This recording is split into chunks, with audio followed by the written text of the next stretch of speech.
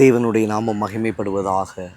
எனக்கு அன்பான தேவ ஜனமே, இந்த வார்த்தைகளை கேட்டுக்கொண்டு இருக்கிற உங்கள் ஒவ்வொருவரையும் தேவனாகிய கர்த்தர் ஆசீர்வதிப்பாராக. வார்த்தைக்காக காத்திருக்கிற உங்களோடு கூட கர்த்தர் பேசுவாராக. இந்த நாளிலும் நம்முடைய தியானத்திற்கென்று நீதிமொழிகளின் புஸ்தகம் 25ஆம் அதிகாரம் 28வது வசனத்திலே வாசிக்கிறோம்.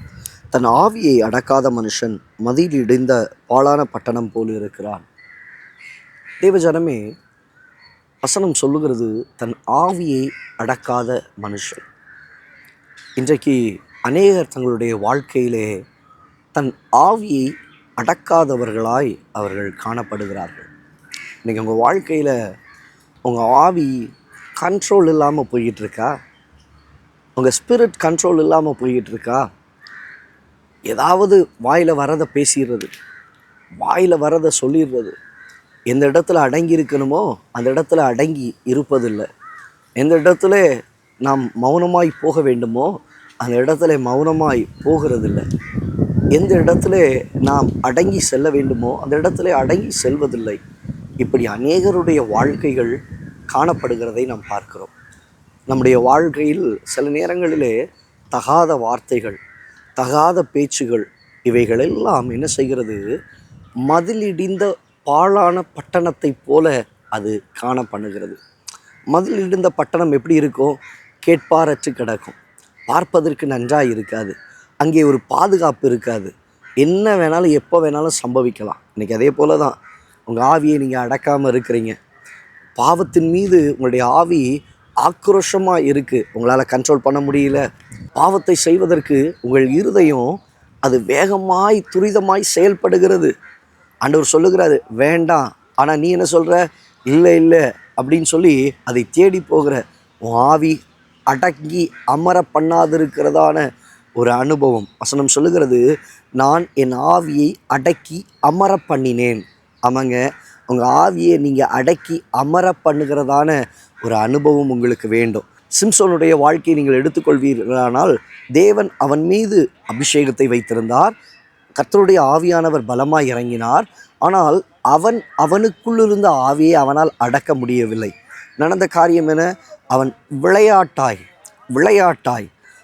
தன்னிடத்தில் உள்ள பலத்தை கொண்டு மற்றவர்களோடு கூட என்ன செய்தான்னா விளையாட ஆரம்பித்தான். நீ என்ன வேணாலும் பண்ணிப்பாரு, எனக்கு பலன் இருக்குது, என்ன வேணாலும் நீ செய்து பாரு, என்கிட்ட சத்துவம் இருக்குது, என்னுடைய வாழ்க்கையில் நான் எதை வேண்டுமானாலும் செய்வேன், எதுவும் என்னை மேற்கொள்ளாது என்று சொல்லி அந்த இடத்துல மாறி அவன் விளையாட ஆரம்பித்தான். தன் ஆவியை அவனால் அடக்கி அமர பண்ண முடியவில்லை.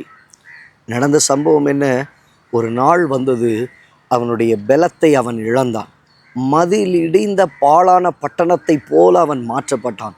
தேவ பிள்ளையே, மிகுந்த ஜாக்கிரதையோடு கூட, மிகுந்த கவனத்தோடு கூட உங்களுடைய ஓட்டத்தை ஓட தேவனாகிய கர்த்தர் உங்களுக்கு கிருபை செய்வாராக. தன் ஆவியை அடக்குகிற ஒரு மனுஷனாக, அடங்கி அமர பண்ணுகிறதான ஒரு மனுஷனாக உங்கள் வாழ்க்கை மாறட்டும். அங்கே எழும்புகிற ஒரு அனுபவம் இல்லை, அதை அமர பண்ணுகிற ஒரு அனுபவத்தை தேவனாகிய கர்த்தர் உங்களுக்கு தருவாராக. சரியான பாதையிலே சரியானதை செய்து தேவனுக்கு பிரியமானவைகளை நடப்பிக்கத்தக்கதான அந்த மெதுவான பிரதி உத்தரத்தின் அனுபவத்தை தேவனாகிய கர்த்தர் உங்களுடைய வாழ்க்கையில் தந்து நடத்த கர்த்தர் உதவி செய்வாராக. இல்லை என்றால் உங்கள் வாழ்க்கை மதிலிடிந்த பாழான பட்டணத்தைப் போல எதற்கும் பிரயோஜனமற்று கேட்பாரற்று காணப்படும் என்பதிலே எந்த ஒரு ஐயப்பாடுகளும் இல்லை. அப்படி ஆகும் என்றால் நாவிக்குரிய வாழ்க்கை இடிந்து போகும். உன்னுடைய வாழ்க்கையில் நீ எதிர்பார்த்திருக்கிற காரியங்களிலே இடிக்கப்பட்ட அனுபவங்கள் உண்டாகும்.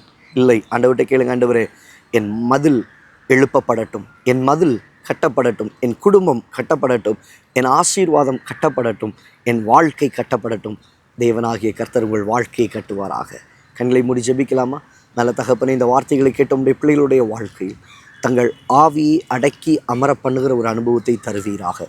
மதிலிடிந்த பாழான பட்டணங்கள், அந்த அனுபவத்தின் காரியங்கள் மாறி போகட்டும். ஆண்டவரே, தங்கள் மதில்களை கர்த்தர் கட்டி எழுப்புகிறதை காணட்டும். இயேசுவின் நாமத்தில் பிதாவே, ஆமென். ஆம் தேவ பிள்ளையே, உங்கள் ஆவியை அடக்க ஆரம்பிப்பீர்களானால், அடங்கி அமர பண்ணுவீர்களானால், தேவனாகிய கர்த்தர் உங்கள் மதில்களை அவர் கட்டுவார். உங்கள் மதில்களை ஆண்டவர் எழும்ப பண்ணுவார். ஆவி அங்கே அடங்காதிருக்குமானால் மதிலிடிந்த பாழான பட்டணத்தைப் போல நம்முடைய வாழ்க்கைகள் மாறும். மாறாதிருக்க கர்த்தர் நமக்கு கிருபை செய்வாராக. God bless you. God bless you.